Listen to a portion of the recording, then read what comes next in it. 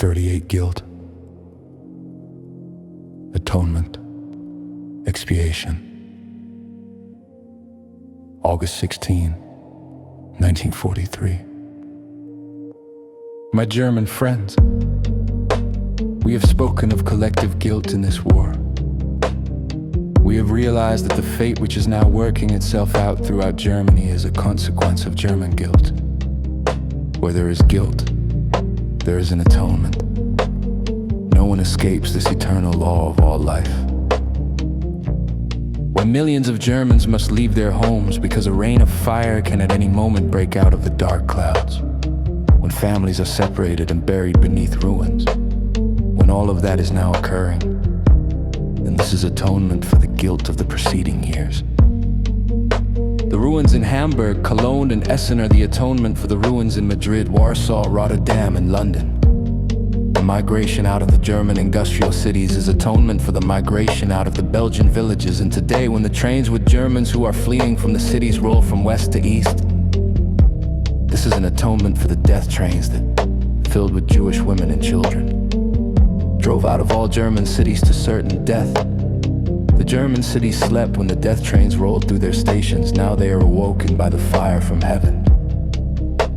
Permit me to say a word concerning the punishment of the war criminals. It is not a need for revenge that drives the Allies. The punishment of the war criminals should be a refuge for the many Germans who, admittedly, share in the collective guilt, but not as instigators. Simple lust for revenge would seek to destroy everything that is German.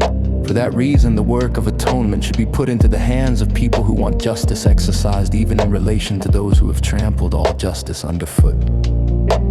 It would be best by far if the German nation today exercised judgment on those who have made it guilty. This would be the first step toward expiation. The law of guilt and atonement is not the highest law.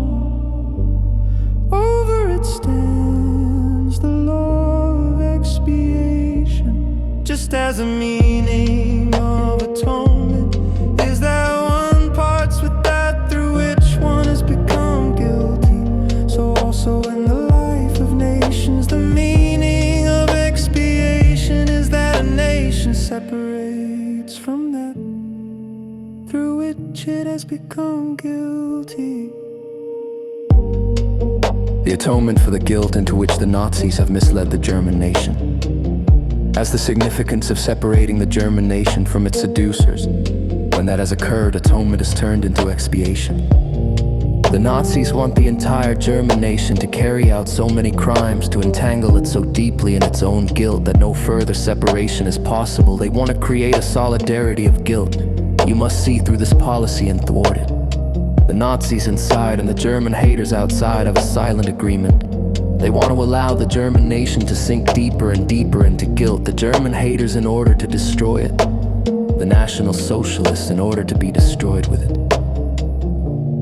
Don't be driven further on this path. Separate yourselves from those who have turned you into the instrument of their crimes. The German haters are still not in the position where the future of Germany is decided. The responsible leaders of the Allies still distinguish between National Socialists and Germans. But every day in which the separation of the German nation from the National Socialists is postponed makes the German future more dark. Whoever says that he wants to separate himself from the Nazis only on the day of defeat is not believed. If the German nation turns away from National Socialism only in the last hour, then it will not be expiated. Then a new disaster will brew for Germany and for the world in the womb of an unexpiated nation.